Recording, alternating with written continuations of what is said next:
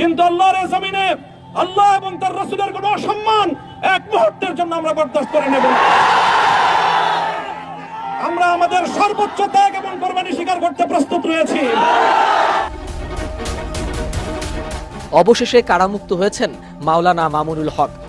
সম্মানিত দর্শক, আজকের গরম খবর, আল্লামা মামুনুল হক সাহেব তিনি ছাড়া পেয়েছেন এবং তিনি কিছু হুঙ্কার দেওয়া কথা বলেছিল, আমরা সেই কথাগুলো শুনবো এবং তিনি কি কোনো শর্তের মাধ্যমে ছাড়া পেয়েছেন নাকি তাও আমরা এই ভিডিওর মাধ্যমে দেখানোর চেষ্টা করব। আজকের এই ভিডিওটা অনেক গুরুত্বপূর্ণ হতে চলেছে, তাই সম্পূর্ণ ভিডিওটি না টেনে দেখার অনুরোধ রইল।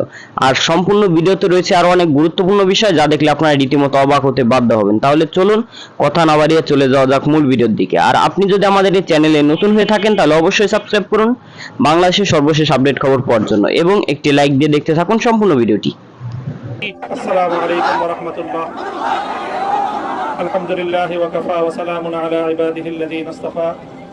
আম্মা বা'দ। আউযু বিল্লাহি মিনাশ শাইতানির রাজীম। বিসমিল্লাহির রাহমানির রহিম। লা তাসরিবা আলাইকুমুল ইয়াওম। ইয়াগফিরুল্লাহু লাকুম ওয়া হুয়া আরহামুর রাহিমিন। সাদাকাল্লাহুল আযীম। সমবেত প্রাণপ্রিয় তৌহিদি জনতা, বিভিন্ন স্তরের ধর্মপ্রাণ মুসলমান ভাই ও বন্ধুগণ, ছাত্র বন্ধুগণ এবং প্রিয় এলাকাবাসী, আল্লাহ পাক রব্বুল আলামিনের শুকরিয়া আদায় করি। আল্লাহর দ্বীনের কথা বলার অপরাধে, আল্লাহর দ্বীনের বিজয়ের ঝান্ডা এবং কেতন উড্ডীন করার প্রত্যয় ব্যক্ত করার অপরাধে, আল্লাহর জমিনে আল্লাহর দ্বীন প্রতিষ্ঠার আন্দোলনের অপরাধে আমরা অনেক ভাই কারারুদ্ধ হয়েছিলাম। পর্যায়ক্রমে সকলেই আলহামদুলিল্লাহ জিন্দানখানার লৌহ প্রাচীর ভেদ করে মুক্ত জীবনে ফিরে এসেছেন। সর্বশেষ আজ আমার মুক্তির মধ্য দিয়ে 2021 সালে হেফাজতে ইসলাম বাংলাদেশ এবং এদেশের আলেম সমাজের উপর ইতিহাসের অন্যতম এক গভীর ষড়যন্ত্র এবং চক্রান্ত নির্যাতনের যে স্টিমরোলার পরিচালনা করা হয়েছিল তার আজকে একটি প্রাথমিক অধ্যায়ের পরিসমাপ্তি ঘটল। অন্যায়ভাবে আমাদেরকে কারারুদ্ধ করা হয়েছে, বুলেটের আঘাতে আমাদের ভাইদেরকে হত্যা করা হয়েছে। আমরা যখন আমাদের সন্তানদের লাশ এবং তাদের সেই মরদেহকে সামনে রেখে আমরা যখন আমাদের ন্যূনতম প্রতিবাদটুকু উচ্চারণ করতে গিয়েছি তখন আমাদেরকে কারারুদ্ধ করা হয়েছে, আমাদেরকে নানাভাবে নিষ্পেষণ করা হয়েছে, আমাদেরকে জনগণ থেকে বিচ্ছিন্ন করার সব ধরনের অপচেষ্টা চালানো হয়েছে। আমি আজ এই মুহূর্তে আমার এই মুক্তি উপলক্ষে আমি বলতে চাই, আমাদের উপর জুলুম করা হয়েছে, এটাকে আমরা সহ্য করে নিলাম। আমাদের ভাইদেরকে হত্যা করা হয়েছে, সেটাও সহ্য করে নিলাম। আমরা আমার সন্তানের লাশ কাঁধে তুলে নিয়েছি, সেটাকেও আমি হাসি মুখে বরণ করে নিলাম। আমাদেরকে অপমান এবং লাঞ্ছনার সব ধরনের ষড়যন্ত্রের সম্মুখীন হতে হয়েছে, সেটাও আমরা হাসি মুখে বরণ করে নিয়েছি। কিন্তু আল্লাহর এই জমিনে আল্লাহ এবং তার রাসূলের কোনো অসম্মান এক মুহূর্তের জন্য আমরা বরদাস্ত করে নেব না। আমরা আমাদের সর্বোচ্চ ত্যাগ এবং কোরবানি স্বীকার করতে প্রস্তুত রয়েছি, জীবন দিতে প্রস্তুত রয়েছি। আল্লাহর এই জমিনে আল্লাহর দ্বীনের ঝান্ডা সমুন্নত করেই আমাদের যাত্রা থামবে ইনশাআল্লাহ। হয়তো শাহাদাত নয়তো খেলাফত ইনশাআল্লাহ। আল্লাহর জমিনে খেলাফত প্রতিষ্ঠার যে আওয়াজ আজ পৃথিবীর দিকে দিকে উচ্চারিত হচ্ছে, সে আওয়াজ বাংলার জমিনে খেলাফতের এই আন্দোলনকে চূড়ান্ত গন্তব্যে পৌঁছাবে ইনশাআল্লাহ।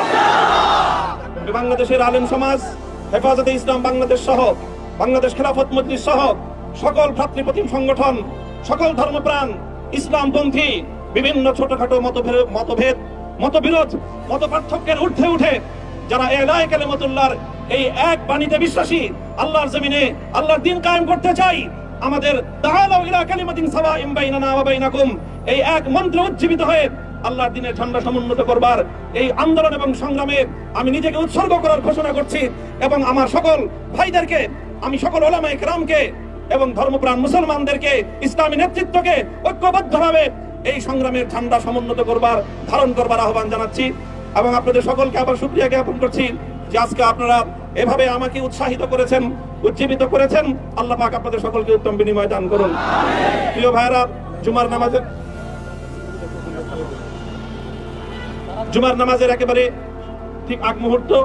এখন সব মসজিদগুলোতে জুমার প্রস্তুতি চলছে।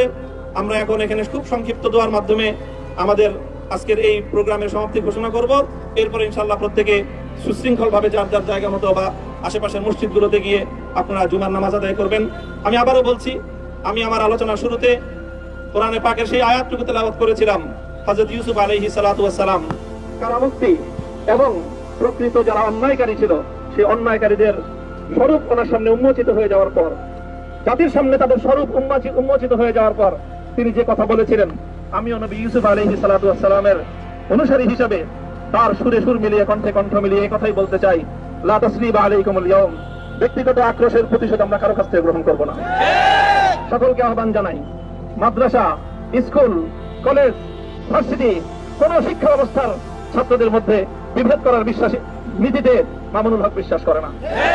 আসো, স্কুলের ছাত্র আসো, আমার মাদ্রাসার ছাত্র পাশে দাঁড়াও, কলেজ থেকে আসো, ভার্সিটি থেকে আসো, তোমরা হাতে হাত মিলাও, ইনশাআল্লাহ দেশের স্বাধীনতা অক্ষুণ্ণ থাকবে।